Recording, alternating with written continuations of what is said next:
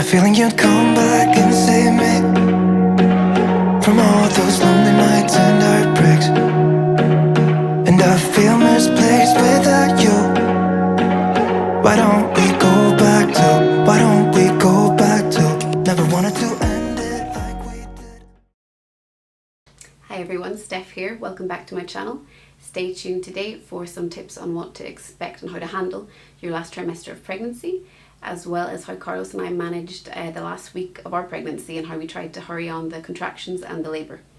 So I guess that's a spoiler, our baby girl has arrived safely. She's beautiful, completely thriving. She's almost 3 weeks and we just could not be more in love and just on cloud nine. Hence the lack of videos that I've been producing. So anyway, stay tuned. So today I just wanted to dive into some of the tips that I think are important coming into your last trimester of pregnancy, because I think it's one thing putting together these tips before the birth, but when you come out the other side, I think you have a different perspective.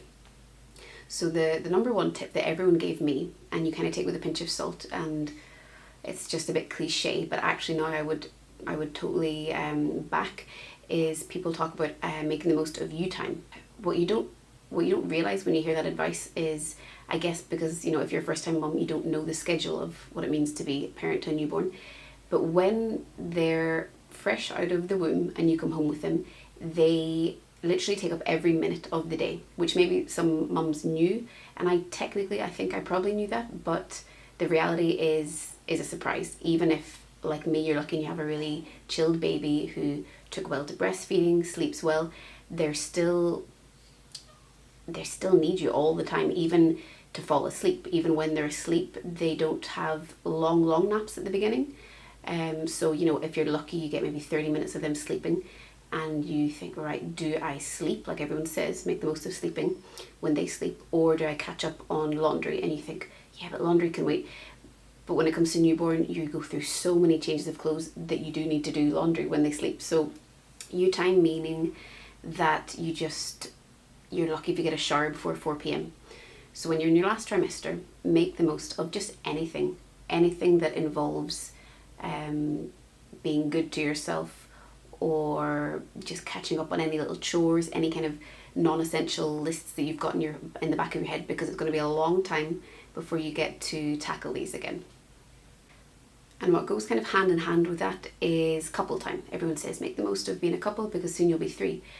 But when you're pregnant or before having your baby, you think, yeah, but that's the point, we want to be 3, you know.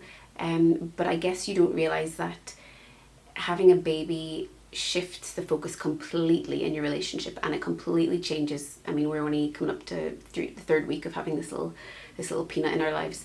And I mean, my husband is the love of my life. He's, you know, my main man, my best friend. But since having our baby, it's almost like that part of each other takes a step back, and now we're just 2 people that are working together to keep this little angel alive and healthy and thriving. And you don't have the energy or the time to keep up the relationship that you had before. It'll still be there, you still love each other. It'll be fine after a few months. I'm sure we'll find kind of time to reconnect in that sense. But I now understand that advice of couple time, because it's something so sacred, and most of us took the decision to have a baby because we were overwhelmed with how much love we had with our partner. We wanted to find another outlet for that, i.e., you know, make a baby, half him, half you.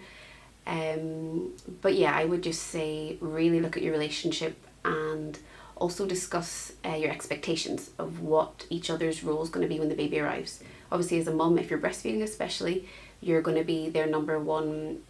I mean, the baby's going to be completely dependent on you. And that means that the father will be, as much as he might want to be involved in a more, I don't know, hands-on sense at the very beginning, he might just have to accept that his job is keeping you in one piece, you know. I find myself throughout the day shouting to Carlos for a pillow, water, snacks, helping me, I don't know, I can't think of anything, random chores, or just basically reaching things, because you find when you're breastfeeding, you've got them latched on, which is a whole different topic we can cover maybe in a different video. You've got them latched on, miracle, they're drinking, they're happy, you're comfortable, and you think, oh God, I could be here for 30 minutes, hopefully, because you want a good feed. but I'm thirsty, or I need to get my phone to kind of jot down what time they started drinking at. So yeah, hobbies become essential. So these changes in the relationship at the beginning anyway, when the baby's just, the first couple of weeks, are completely natural. It's the change that needs to happen. But I would just say, just relax. It's okay if you go a few days without having kind of adult type conversation with your partner. And at some point within maybe the first week or 2 weeks, at some point you'll just look over and think, oh, there he is. And you'll slowly get back that kind of coupley instinct. And you'll gradually find small windows of time to just do something that kind of helps you reconnect as a couple.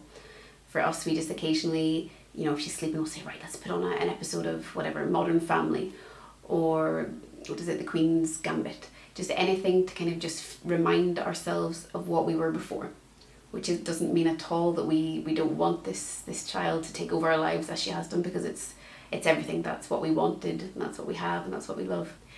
Now, this next tip I think is one that I would highlight as something that's been really, really beneficial for me, and I wouldn't have thought of beforehand, which is make the most of those mummy contacts. And I mean friends that you already have that are parents, but also maybe you've had some women reach out to you that you've lost contact with a bit, but since becoming pregnant, maybe they reach out with advice, tips, which sometimes can be overwhelming. And I know a lot of girls say, hey, just, if you get too much unsolicited advice, just ignore it, try not to get worked up about it because it can be overwhelming.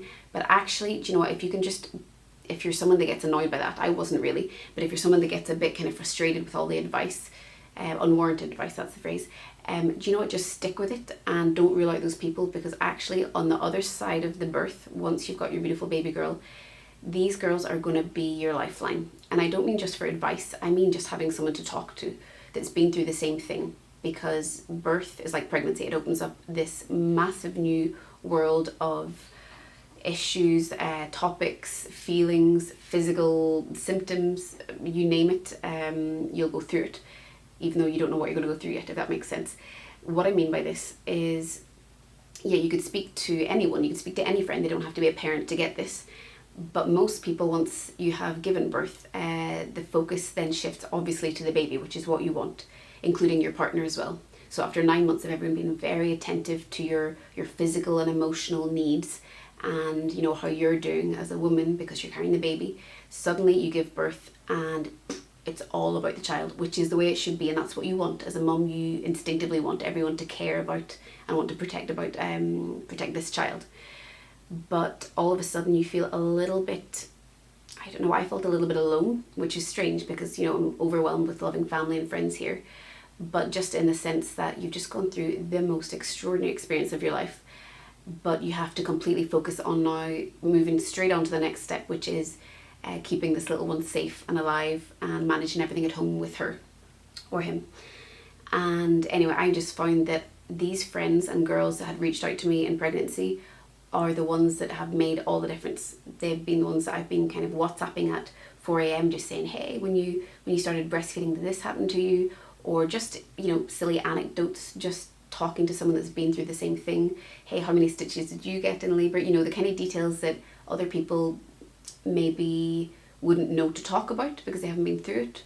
Or like I said, the focus is now on the baby. But you're still a person, you're still an emotional being that needs a little bit of TLC, especially after birth. My birth, which I'll explain in another video, was relatively straightforward, not too complicated. So my recuperation was definitely manageable, and the lack of sleep hasn't affected me too much, because I think as long as you're relaxed and you try to nap when they sleep, I think the female body just has a way of making everything work. Okay, so you can run on just a few hours sleep, but the emotional side is what you definitely need to nurture. So keep hold of those mummy friends. Another topic that is definitely discussed a lot is nesting, right? So the urge to, deep clean your house, prepare your surroundings, make sure you've got enough, bread and milk and cheese in for a year. That definitely happened to me. I definitely felt the kind of panicky urge to fill the house with food for the fear of, like us starving. Like, it doesn't really make sense. but just indulge it, you know, enjoy it, and when it hits, even if it's at 3 a.m, just go for it, whatever. Distract yourself from the countdown of when your baby's going to come, because that can be quite overwhelming, and enjoy it. I would say do it as well with your partner, get them involved. Me and Carlos, I think we're both hit by this kind of instinct. We deep clean the flat from top to bottom, corners and dusty surfaces that we didn't even realize existed. And yeah, it can just be something nice to do with your partner, and it just gets you more excited. It's just adding to the build up, and it makes it feel definitely more real.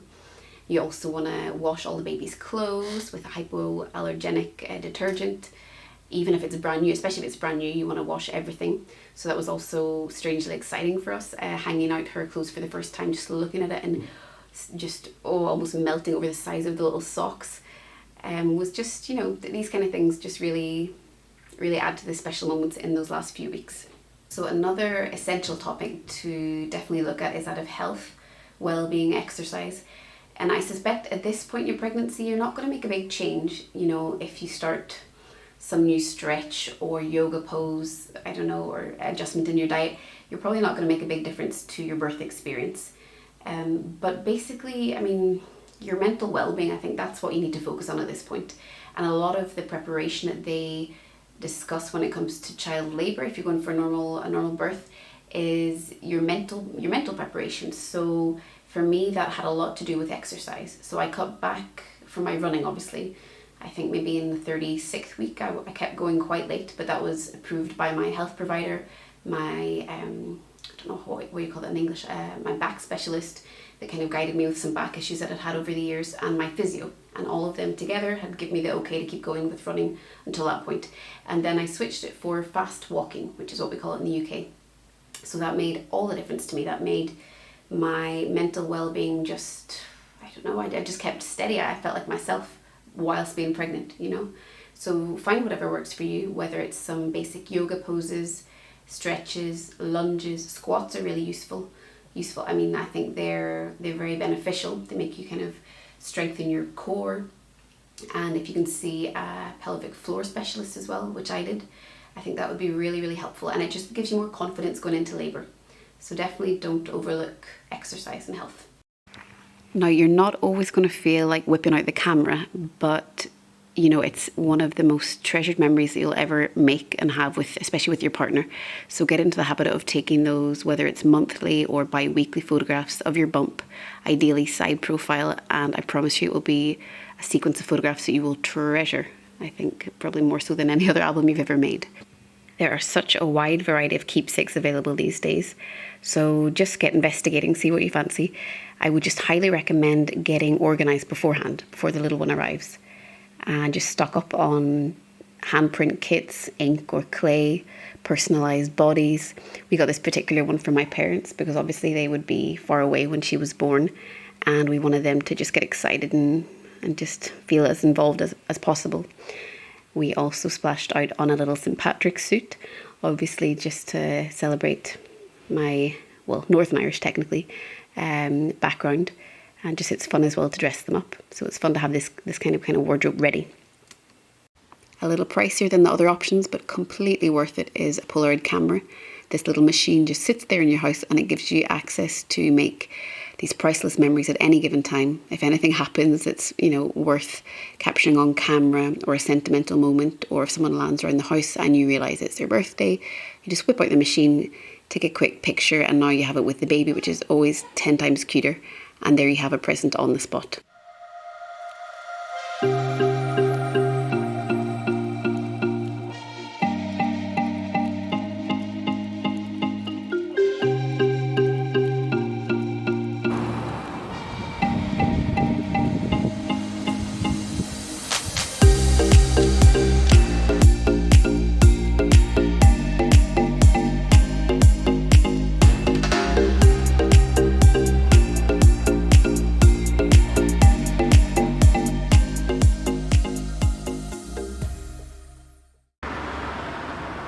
So we're just coming up to 39 weeks pregnant, and we're trying to walk this little spot out.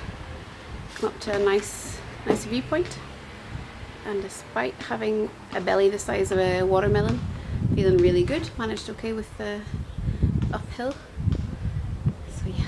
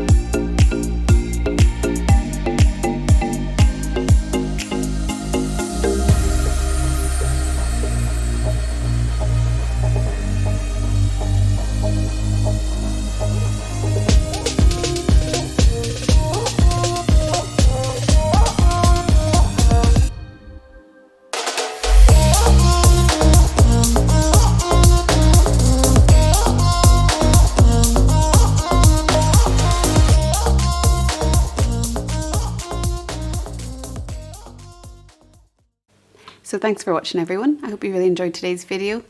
Please give this video a like and subscribe to my channel. It's obviously been a really long time since my last video, but that's basically down to, well, having a newborn, and also we drastically relocated, 1,000 kilometers to be precise. So yeah, stay tuned and I'll fill you in properly in the next video.